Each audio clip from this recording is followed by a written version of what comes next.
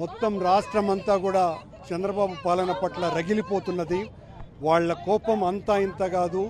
2 సంవత్సరాల చంద్రబాబు గారి పాలన ప్రజలను నట్టేట ముంచి వాళ్ళ ఆశయాల్ని పూర్తిగా తుంగలోకి తొక్కి 143 అబద్ధపు హామీలతో అధికారంలోకి వచ్చి 6 సూపర్ 6 పథకాలను అమలు పరుస్తామని చెప్పి ఒక్క హామీని కానీ ఒక్క సూపర్ 6 పథకాన్ని కానీ అమలు పరచకుండా అన్నింటినీ కూడా అన్ని వర్గాలను మోసం చేస్తూ ప్రజలను అత్యంత కంటకంగా పరిపాలిస్తున్న చంద్రబాబు గారి పట్ల ఈ రోజున ఆయన విజయోత్సవ సభ నిర్వహిస్తుంటే రాష్ట్ర వ్యాప్తంగా చంద్రబాబు యొక్క పాశవిక పాలన మీద తిరుగుబాటు చేస్తూ మొత్తం అన్ని వర్గాల ప్రజలు వైఎస్ఆర్ కాంగ్రెస్ పార్టీ మా నాయకుడు జగన్మోహన్ రెడ్డి గారు ఇచ్చిన పిలుపు మేరకు లక్షలాదిగా వీధుల్లోకి వచ్చి చంద్రబాబు ఈ 2 సంవత్సరాలు ప్రజలనందరినీ కూడా వెన్నుపోటు పొడిచాడు. రైతులకు వెన్నుపోటు పొడిచాడు, విద్యార్థులకు వెన్నుపోటు పొడిచాడు, మహిళలకు వెన్నుపోటు పొడిచాడు, ఆటో డ్రైవర్లకు వెన్నుపోటు పొడిచాడు, ఆర్టీసీ కార్మికులకు వెన్నుపోటు పొడిచాడు, డిఎస్సి విద్యార్థులకు అభ్యర్థులకు వెన్నుపోటు పొడిచాడు. చంద్రబాబు చేత పోటు పొడవబడనటువంటి వర్గం ఈ రాష్ట్రంలో ఒక్కటి కూడా లేదు. చంద్రగ్రహణం అన్నది సంవత్సరానికి ఒకసారి ఒక పూట ఉంటే చంద్రబాబు గ్రహణం 5 సంవత్సరాలు ఈ రాష్ట్రాన్ని పట్టి పీడించబోతోంది. చంద్రబాబు లాంటి దుష్ట పరిపాలన మీద ప్రజలకు తెంచుకొని ఇంత పెద్ద ఎత్తున ప్రతిబంధకాలు ఎన్నో ఉన్నా ఒకవైపున పోలీసు నిర్బంధాలు, మరోవైపున తెలుగుదేశం పార్టీ గూండాలు బెదిరిస్తున్నా కూడా లెక్క చేయకుండా ఏమాత్రము ఖాతరు చేయకుండా రాష్ట్ర వ్యాప్తంగా అన్ని చోట్ల పెద్ద ఎత్తున ఈ నిరసన కార్యక్రమాలు జరుగుతున్నాయి. నగిరి నియోజకవర్గంలో మాజీ మంత్రి గారు రోజా గారి నేతృత్వంలో అత్యద్భుతంగా ఈ కార్యక్రమం విజయవంతంగా నిర్వహించబడుతోంది. ఎక్కడైతే ఒత్తిడి, ఎక్కడైతే పెద్ద ఎత్తున అరాచకం ఉంటుందో అక్కడ మరింత పెద్ద ఎత్తున ప్రజలు తిరగబడి ఇది చంద్రబాబు పట్ల మాకున్నటువంటి అభిప్రాయం, ఇది వైఎస్ఆర్ కాంగ్రెస్ పార్టీ జగన్మోహన్ రెడ్డి గారి పట్ల మాకున్నటువంటి గౌరవం అని చాటి చెప్తూ ఈ రోజున ఈ నిరసన కార్యక్రమాలు విజయవంతంగా జరుగుతున్నాయి. ఈరోజు ఆంధ్రప్రదేశ్ రాష్ట్ర వ్యాప్తంగా ఒక ఉత్సాహంతో ఈరోజు ప్రజలంతా కూడా పాల్గొన్నారు. ఏ విధంగా చూడాలి మేడం? రాష్ట్ర వ్యాప్తంగా ఈరోజు కూటమి ప్రభుత్వం ఇచ్చిన సూపర్ 6 సూపర్ ఫ్లాప్, అలాగే ఏవైతే మేనిఫెస్టోలో 143 హామీలు ఇచ్చారో అన్నీ కూడా సూపర్ ఫ్లాప్. కాబట్టి రాష్ట్ర వ్యాప్తంగా ఈరోజు రైతులు, మహిళలు, నిరుద్యోగులు, విద్యార్థులు అందరూ కూడా రోడ్డు మీదకి వచ్చి వాళ్ళ నిరసనను తెలియజేస్తున్నారు. ఎందుకంటే వీళ్ళ మహానాడులో వీళ్ళ అబద్ధాలు, వీళ్ళ భజనలు ప్రజలు చూసి విసిగిపోయారు. మళ్ళీ సిగ్గు లేకుండా ఈరోజు తిరుపతిలో మీటింగ్ పెడుతున్నారు. ఏం చేశారని మీరు మీటింగ్ పెట్టారని నేను అడుగుతున్నాను. సూపర్ 6లో ముఖ్యమైనవే ఉద్యోగం ఇస్తా లేదా నిరుద్యోగ భృతి 3000 ఇస్తా ప్రతి నెలకన్నారు. ఈ రాష్ట్రంలో ఒక్క నిరుద్యోగికైనా మీరు నిరుద్యోగ భృతి ఇచ్చారా, ఉద్యోగం ఇచ్చారా అంటే లేదు. అలాగే ప్రతి మహిళకి 1500 ఇంట్లో ఎంతమంది 18 ఏళ్ళు దాటితే అంతమందికి ఇస్తామన్నారు, ఇచ్చారా? ఇవ్వలేదు. అలాగే 0 వడ్డీకి అన్నారు, అది ఇవ్వలేదు. ఇలా చెప్పుకుంటూ పోతే అన్ని ఫ్లాప్ అయ్యారు. అలాగే 2024 మేనిఫెస్టో అన్నారు, కానీ అది 420 మేనిఫెస్టో అని ఈరోజు రాష్ట్ర ప్రజలందరికీ కూడా అర్థమైంది. జగన్మోహన్ రెడ్డి గారు ఇచ్చేది ఇస్తూ దానికి మించి ఇస్తానన్నావు, కానీ జగన్మోహన్ రెడ్డి గారు ఇచ్చేది కూడా ఇవ్వకుండా ఈరోజు ప్రజలకి పంగనామాలు పెట్టారు, వెన్నుపోటు పొడిచారు అనేది నిజం. అందుకే ఈరోజు ప్రజల్లో ఇంత కోపావేశాలతో అందరూ బయటకు రావడం జరిగింది. అండ్ ముఖ్యంగా ఈ రాష్ట్రంలో మంత్రులందరూ కూడా అట్టర్ ఫ్లాప్ అయ్యారు అనేది సాక్షాత్తు చంద్రబాబు నాయుడు గారు కలెక్టర్ గారి మీటింగ్లోనే చెప్పడం మీ అందరూ కూడా గమనించారు. చూసారా? యాన్యువల్ పర్ఫార్మెన్స్ 2025 డిపార్ట్మెంట్ వైజ్ ఇచ్చారు.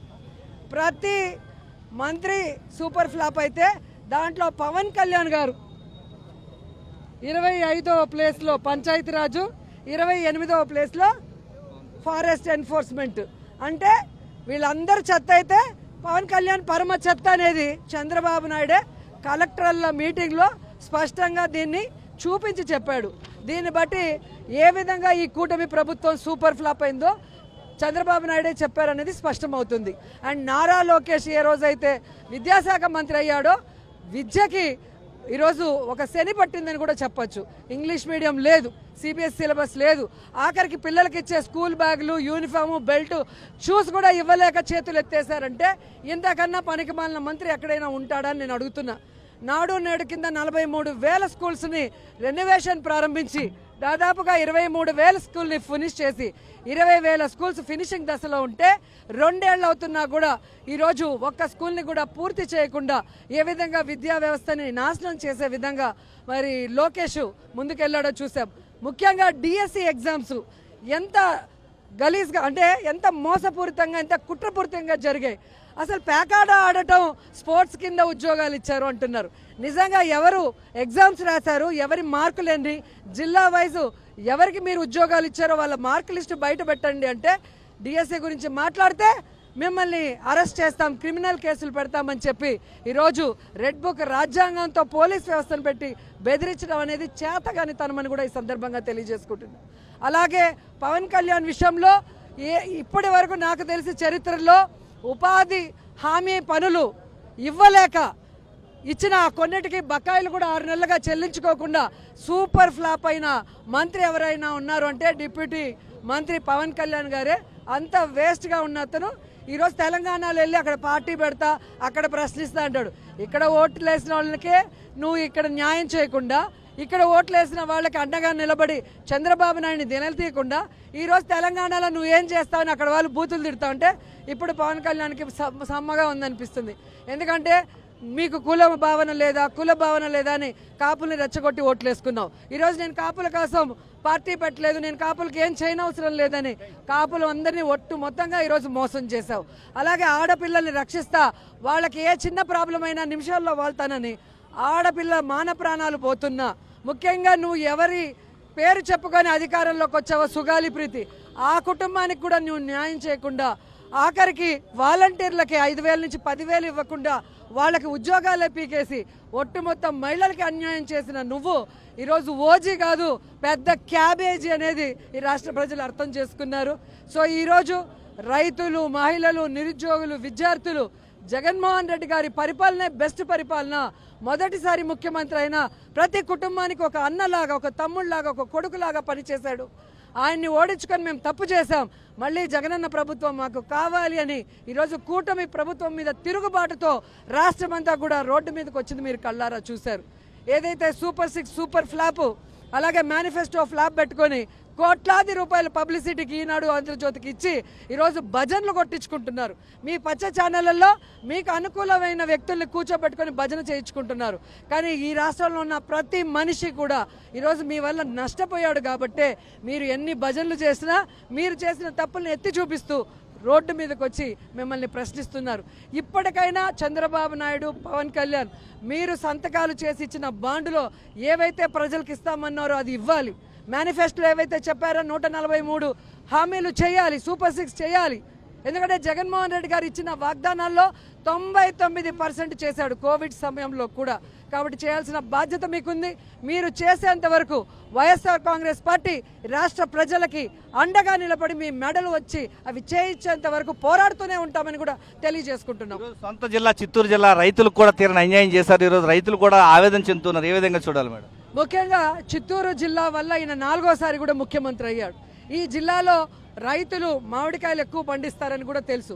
ఆ మామిడికాయల రైతులకి గతంలో కూడా అన్యాయం చేస్తే జగన్మోహన్ రెడ్డి గారు వచ్చిన తర్వాతే ఇంత ఇస్తాం, మేము ఫ్యాక్టరీలతో ఇంత ఇప్పిస్తామన్నారు. కానీ ఆ ఫ్యాక్టరీ వాళ్ళు ఇవ్వకపోయినా వాళ్ళకి న్యాయం చేయలేదు. ఈసారి అయితే మరీ ఘోరం. అసలు మామిడికాయ రైతులైతే మామిడికాయలు కొయ్యకుండా చెట్లలో వదిలేసే పరిస్థితి, కోసిన వాళ్ళు రోడ్ల మీద పడేసి లారీలతో తొక్కించే పరిస్థితి. ఎందుకంటే ఒక చెట్టు పెరిగి కాయలు కాసి వాటిని మార్కెట్ తెచ్చేదానికి ఎరువులకు కానీ, వాటికి మందులు కొట్టేదానికి కానీ, దానికి కూలీ కానీ, కోసేదానికి బండ్లల్లో తెచ్చేదానికి ట్రాన్స్పోర్ట్ ఎంత అవుతుంది? మరి దానికి మీరు కనీసం మద్దతు ధరలు ఇవ్వలేదు. ఈ రాష్ట్రంలో మామిడికి మద్దతు ధర లేదు, పసుపుకి మద్దతు ధర లేదు, మిర్చికి లేదు, కానీ గంజాయికి మాత్రం మంచిగా మద్దతు ధర ఇచ్చి రాష్ట్రం అంతా గంజాయిని విచ్చలవిడిగా ఈరోజు యువతకి అందుబాటులోకి తెచ్చి యువతను కూడా నాశనం చేస్తున్నారన్న సంగతి ప్రజలు గమనించారు. ముఖ్యంగా ఇదే నగిరిలో ఇక్కడి ఎమ్మెల్యే భానుప్రసాద్ ఆయన అనుచరులు ఏ విధంగా ఎన్నిసార్లు పట్టుబడ్డారు ఈ గంజాయి అమ్ముతూ. మరి ఇలాంటి గంజాయి వనంలో ఇలాంటి గంజాయి మొక్కలన్నింటినీ కూడా పీకి పారేసే విధంగా ఈ రాష్ట్ర ప్రజలు నగర ప్రజలు కూడా నడుం బిగించాలని కూడా కోరుకుంటున్నాను. ఎందుకంటే ఇది విద్యార్థి జీవితానికి సంబంధించింది, భవిష్యత్తుకు సంబంధించింది. దాన్ని నాశనం చేస్తున్న వాళ్ళని క్షమిస్తే అది పెద్ద నేరం అని కూడా ఈ సందర్భంగా తెలియజేసుకుంటున్నా. అలాగే వీళ్ళు అమరావతిలో దోచుకోవడానికి ఈరోజు లక్షల కోట్లు అప్పు చేసి తీసుకొచ్చి అక్కడ మొబిలైజేషన్ ఫండ్ అని చెప్పి ఇచ్చి దాంట్లో దోచుకుంటున్నది నిజం కాదా అని అడుగుతున్నా. ఎందుకంటే నిన్ననే కేంద్ర ప్రభుత్వం చెప్పింది, కేంద్ర ప్రభుత్వం కడుతున్న ఆఫీసులకి 5,500 రూపాయలు పర్ స్క్వేర్ ఫీట్ ఇస్తుంటే ఈరోజు అమరావతిలో తెలుగుదేశం కూటమి ప్రభుత్వం 20,000 రూపాయలు పర్ స్క్వేర్ ఫీట్కి ఇస్తుందంటే పర్ స్క్వేర్ ఫీట్కి 15,000 రూపాయలని కళ్ళ ముందే దోచేసుకుంటున్నారన్నది నిజం. అందుకే వీళ్ళు ఈరోజు ఏ ఒక్క పథకానికి డబ్బులు ఇవ్వకుండా మొత్తం కాంట్రాక్టులకి ఇచ్చి 15% ప్రతి స్క్వేర్ ఫీట్లో 15,000 రూపాయలని ఈరోజు వాళ్ళు దోచుకుంటున్నారు. ఇది ప్రజలు తెలుసుకోవాలి. ఇది తెలుసుకొని ఈ కూటమి ప్రభుత్వాన్ని కూకటి వేళ్లతో పెకిలించి పడేయాలి. ముఖ్యంగా ఆడదానికి గౌరవం ఇవ్వకుండా, వాళ్ళకి ఇవ్వాల్సిన వెల్ఫేర్ ఇవ్వకుండా ఈరోజు మందు మాత్రం ఏరులై దారులై ఆ కుటుంబంలో ఉన్న మగవాళ్ళ జీవితాలని నాశనం చేసే విధంగా, ఫీజు రియంబర్స్మెంట్ ఇవ్వకుండా ఆ కుటుంబంలో ఏ విధంగా పిల్లలకి చదువును దూరం చేస్తున్నారు. అలాగే ఉద్యోగాలు నిరుద్యోగ భృతి ఇవ్వకుండా ఆ చదువుకున్న పిల్లల్ని డిప్రెషన్లకు తోసేస్తున్నారో తెలుసుకొని కూటమి ప్రభుత్వానికి చెంపబెట్టుగా ప్రతి ఒక్కరూ బయటికి రావాలని కూడా వారందరినీ కూడా కోరుతున్నాను.